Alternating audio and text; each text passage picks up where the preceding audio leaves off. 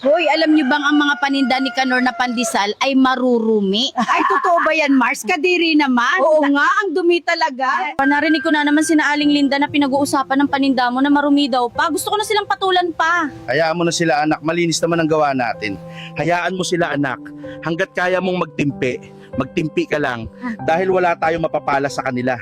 Kaya love na love ko ang papa ko kasi sobrang bait at masipag pa. O sige na anak, mag-almusal ka na doon. Nagluto ako ng paborito mong itlog. Magandang araw, Aling Linda. Bili na po kayo ng pandesal habang mainit pa. Ay, naku, Kanor, sa iba ka na lang magbenta. Baka malhason pa ako niyan dahil sa lula ang pagkagawa niyan. Grabe naman po kayo, Aling Linda. Kung hindi po kayo bibili, wag na po kayo magsalita ng hindi maganda.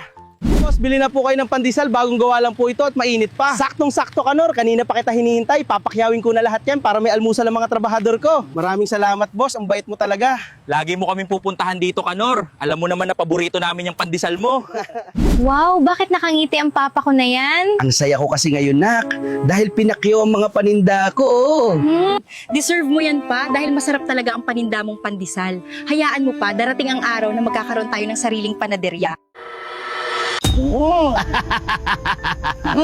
Sabi ko na nga ba, kadiri ang pandesal ni Kanor, lalo na baboy ang gumagawa nito. Alam niyo ba, nakita ko kung paano gawin ni Kanor ang pandesal niya. Grabe, nakakadiri sobra. Ay naku Mars, nasusuka na ako sa sinabi mo. Totoo bang kadiri ang mga paninda niya? Ay nako, sasabihan ko na din ng asawa ko na wag nang bumili sa kanya, baka magkasakit lang ito.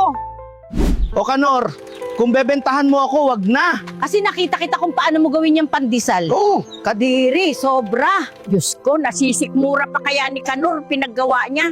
Sana wag lang malhason ang mga bumibili sa kanya. Boss, gaya ng sinabi mo, babalikan kita. At syempre, boss, sinarapan ko palalo. Good job, Kanor, dating gawi. Papakyawin ko na lahat yan. Anak, solve out na naman ang pandesal ko. Talaga ba pa? Wow, congrats pa. The best ka talaga.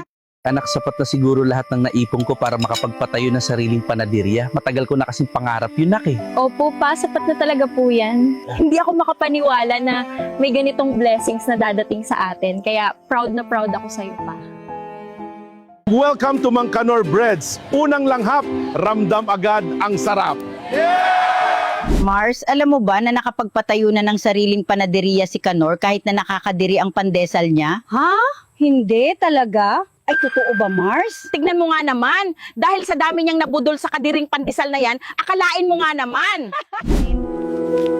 Thank you, Nak, dahil sinusuportahan mo ako sa mga plano ko sa buhay. Thank you din kay Lord dahil hindi niya tayo pinapabayaan.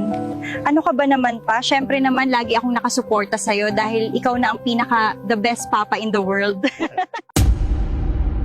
Aling Linda, nabalitaan ko ang nangyari sa anak nyo. O heto po, tanggapin nyo itong kaunting tulong. Salamat. Maraming salamat, Kanor. Napakabuti mo talaga. Pasensya na sa mga paninirang sinabi ko. Pasensya na sa mga masasakit na salitang sinabi ko sa'yo. Sana mapatawad mo pa ako. Pinapatawad ko na po kayo. Ang mahalaga ay natuto tayo sa pagkakamali natin. Ang Diyos nga ay nagpapatawad. Ako pa kaya na tao lang.